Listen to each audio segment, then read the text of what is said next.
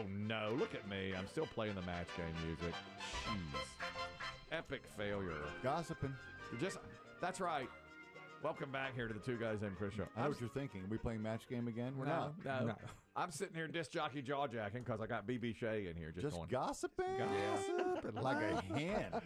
Just like a cluck, cluck, cluck. I'm just a hen and nothing but sitting over here on my eggs and gossiping with BB Shea. Check a little, pick a little. Yeah. Serves me right. Serves me right. I've got that's awful. I got the match game music playing now. Later today on those Facebook fan groups, they will skewer me for that. They'll be like, "Oh, guess he couldn't get his fat finger over there." Another incomplete. Another terrible fail. Another failure. Another incomplete. He plays the match game music twice. And let me point out that it hasn't gone unnoticed by myself, by Chris Demm, that BB Shea came in and you're like, oh, finally, something good.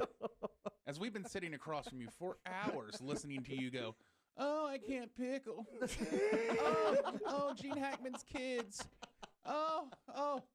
We have to deal with this every day. BB Shea gets to show up and you're like, oh, refreshment, finally. Bringing in something worth talking about. Somebody interesting to talk to. Jeez. These two. Am I right? Breath of fresh air in here. Yeah. BB Shea. No, he said something interesting off the air. Yesterday he played golf. And so Chris Demm, being polite, says, how was the golf game? I never would have. You don't care? I You don't know? I wouldn't have cared. And he said, terrible. I played terrible. Nice day. A little chilly. A little chilly. But A little nice. windy, Yeah. And, he said, I just can't get any better. And I think, I used to play golf. Unless you play like almost every day, you really can't improve. It's a tough game. It's hard. True, but I play the same course every week, same day, and it's like I'm playing it for the first time every time. But I think at our level, and we're not very good golfers, the course almost doesn't matter. It's like you can play the same one every day. And now if you were a pro, of course, you'd master it. You'd know exactly. Sure. They say like Nicklaus or Woods knew the Masters like the back of their hand. They'd put it exactly where they wanted it. They knew how to play. Before we get into today's hot take from BB Shea, you have mentioned that your putting is not where you'd like it to be. My putting's okay now. My driver is just, I'm throwing it Can you put the ball where you want want it or no? Sort of, yeah. With my irons and my wedges, yes, I can put it where I want it. Okay, not my driver. Can't do it. Hard. I always found the Worst driver. club in the bag. Is it? Are you curving? Slicing all over the place, spraying. Yeah. Me too. Yeah. That's exactly. That's what No drove, consistency. that drove me out of the game. I Into the arms of pickle. Into the arms of pickle. We welcome you over here. If you come on over. I don't know about that. I'm not old enough, I don't think. Whoa. Whoa. I was thinking more of his Achilles snap. Oh, yeah. A pickle, easy game to play, hard game to be really, really good. Like a lot of things, I guess. Like the better you get, the more you want to get better, and it's like tiny little increments. I got you. I'm frustrated by it. But BB Shea's point is, if you have a child and you want to make him into a great golfer, then if you put him out on the golf course at age 2, like Tiger Woods, and you put a golf club in his hand and really make him commit to it all the time, really growing up that way, it's almost impossible for him not to be on the PGA Tour. Is that what you're, to be a great That's golfer? my argument. And I was thinking about that to myself, or anything really. Like if you at a young age just start doing something and you have that discipline instilled in you from your parents, I think I could have been a professional golfer if I started at that age and committed my life to it. But you might burn out. You'd have to really like it. You have to have a love for it. And maybe that's where that disconnect happens between most people who start things early. Yeah. But like I feel like if you have a love for it and you like the game, I don't see why, if you dedicate your life to it, you can't be a pro. Well, look at like baseball players who their parents are on them and they like it early, but then they burn out on it. By 18 they've burned out, or they've reached to like they're good enough to be AA, but they're never major It's league. one of the most commonly quoted films of the 20th century. I don't want your life. Yeah. Varsity Blues. Yeah. Whipped cream bikini. That's right. Two things you remember from Varsity Blue: whipped cream bikini. Well, then the heavyset dude. Yeah. Heavy set. Yeah. Billy Bob. May he rest. I think of it more, frankly. And then that line, Mox. I don't want your life. That's right. He got burned out. He was really good, but he didn't. He didn't dedicate himself. But do you think that maybe comes down to socioeconomic situations?